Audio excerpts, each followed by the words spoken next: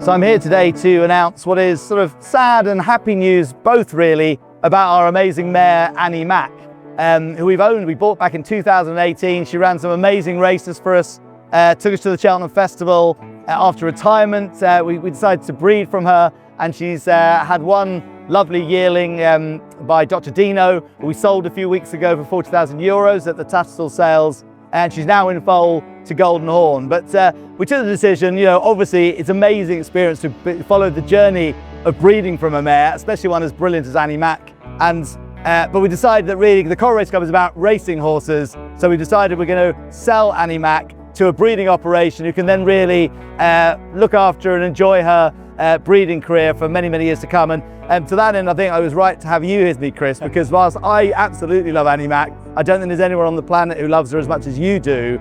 Just before we talk about the sale and her breeding career, just reminisce a little bit about your memories of her and and how much fun she gave you. It's like saying goodbye to your girlfriend. That's what it feels like. It really does. No, amazing. I remember the day, I actually was there the day she got to John Joe's yard. So we're going back to 2018, and that was just very special. You know, she stepped foot in Jackdaw's Castle, and we didn't know obviously how good she was, and we didn't know the form. When we bought her out of the point to point, she was second behind Honeysuckle, but to everyone else and us, we didn't know what that meant at the time. And we then went down to Chepstow, and she ran on debut, and we were there, and I was holding her while she was getting tacked up, and she ran third on debut at about 20 to 1, a huge price, and she ran a huge race, and we were just like, okay, this is really encouraging. And she was a lovely racehorse, and from day one you kind of knew she just wanted to jump a fence. You know, she was a horse with loads of scope. She was an amazing jumper, and she had all the attributes which eventually led her to win in the EBF Mares final here at Newbury again, which was a shock to many, but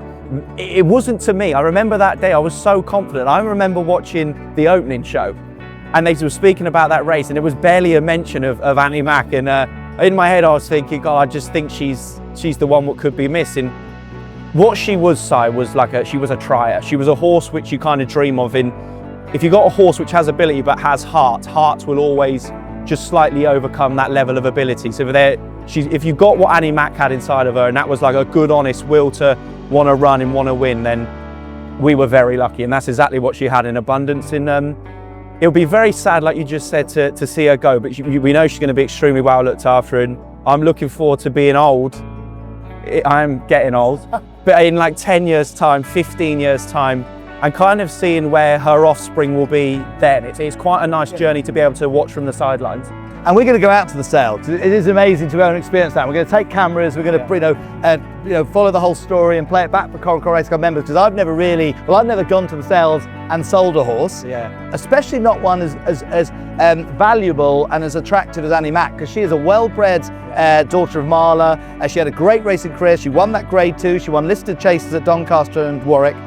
She's already had a lovely chestnut yearling, which we sold a few weeks ago, and she's in foal to a really good sire to Golden Horn. So, I mean, I don't know how much she's going to go for, but, you know, it could be in the region of like 80 to 120, 20 grand, which would be quite exciting, really, to see how she could go. It will be exciting. It'd be nice just to kind of be there and soak up the atmosphere of being there while she's being sold, and obviously to say our goodbye. No, I know. It won't be a forever goodbye. She will be, you know, probably situated either in the UK or Ireland, and we'll be able to see her at different times, I'd imagine, once upon a time. But she's a legend to us, and it'll be fun to go to the sale with you, Si, in Ireland, and say our well wishes and wave her on and witness her greatness to come. I made no mistake, if I know Chris Hughes well, he will form a relationship with the breeder who buys Annie Mac, and he'll be going out there regularly on holiday. So I'm sure you'll be keeping in touch with her very close to the years to come. That's the update from us. Sad but happy news, and we'll bring you the story of the sale in a few weeks' time.